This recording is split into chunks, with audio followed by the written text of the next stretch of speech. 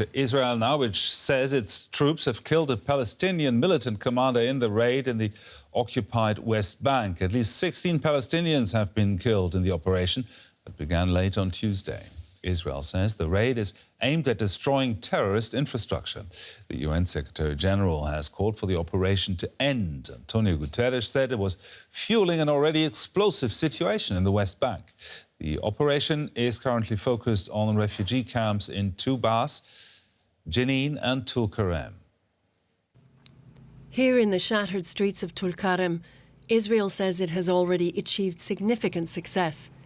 This is the largest military operation in the occupied West Bank in years. It says local Islamic Jihad leader Mohammed Jabr, seen here in file footage, was killed in gunfight at a mosque. Israeli troops had tried and failed before to eliminate Jabr. He's accused of carrying out numerous attacks on Israelis. Palestinian civilians are once again paying the cost of the Israeli raids. We were asleep and woke up to the gunshots at around 3:30 a.m. I started waking my wife up, telling her the army are shooting at the house. I was barely able to wake her up and they hit the house with a rocket. We ran, my wife and I, to the other room. They fired another rocket. My son and his wife are on the second floor. They hit them with a rocket. His family was able to escape their home with their lives, while others are afraid to go outside, watching the chaos unfold around them. The situation is difficult. The army comes and goes. Their movements are not normal. It's quiet here, but when the bulldozers come, they destroy everything. We're afraid. We hear the bulldozers, the shooting. Now there is bombing in Gaza. Now there is bombing in the refugee camp. Israeli forces roaming the streets in search of militants have also created serious problems for the healthcare system in the areas being raided. Medical workers say troops are blocking access to ambulances. The Israeli army refuses entirely to allow ambulances to enter, whether uncoordinated or coordinated.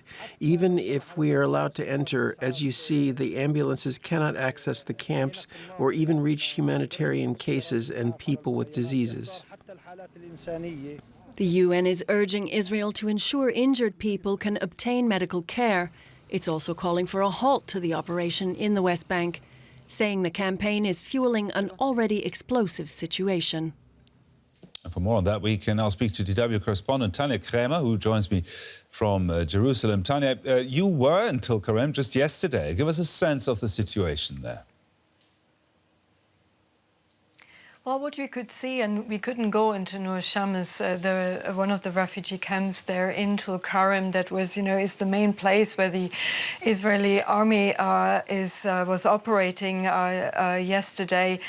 We could see the large destruction that was left behind there by the bulldozers. They're going in. We could see the army vehicles coming in and out. Also hearing some explosions and shootings there, and seeing the ambulances actually waiting outside on one of the main roads, then to go in from time to time. But we could also see the impact mainly on Tulkarem, the city of Tulkarem itself, where I was able to talk to some people saying, they have experienced, of course, military raids many times. This is a daily occurrence in the occupied West Bank, but they're saying this is very intense, and most have been staying in the safety of their homes, trying not to be too much in the streets, as the army also, of course, uses now drones and airstrikes in the West Bank. Now, we are hearing from the Israeli military this morning that they had targeted Palestinian gunmen in a drone strike in the city of Jenin.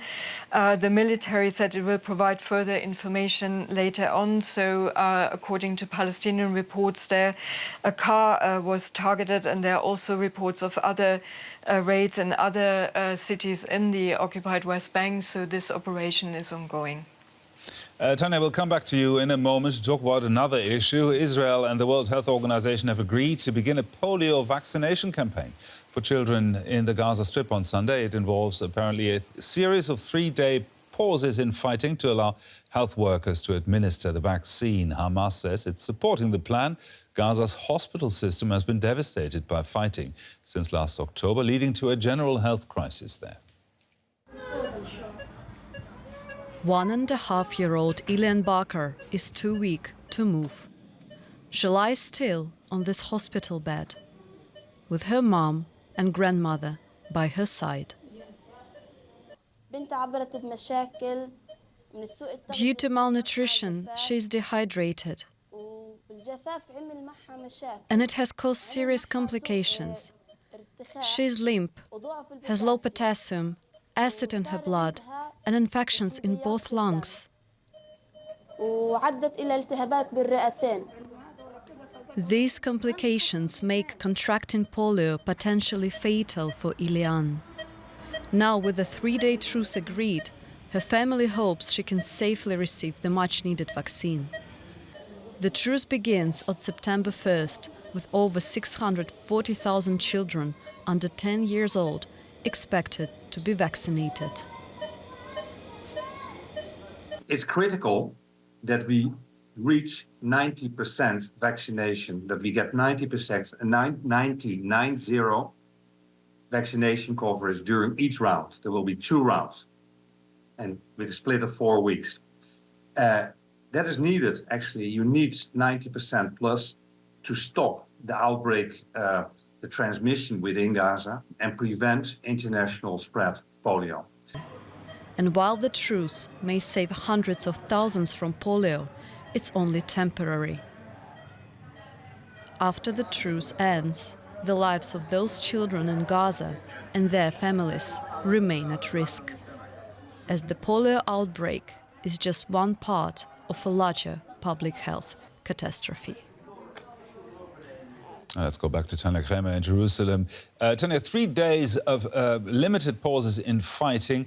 Can you explain what more do we know there?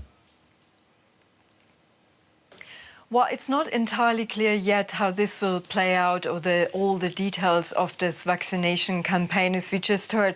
Now, the World Health Organization said they have agreed with the Israeli military, or that they are supportive of this vaccination campaign that would allow the teams in Gaza to actually reach out to the people there to vaccinate those children. That has become really necessary after a case of polio was detected in a toddler in Gaza. That is said to be the first case in 25 years. Now, we've heard from the government, from officials from the Israeli government, they remained much more vague. There was actually a statement by the Prime Minister's office published on Wednesday. They refuted the idea of pauses in fighting. They were talking more about allocating certain places in the Gaza Strip to allow this vaccination to take place. Now, this would happen, according to the World Health Organization, in 3 different zones that could last 2-3 days in certain time zones. Now, aid agencies have said it's absolutely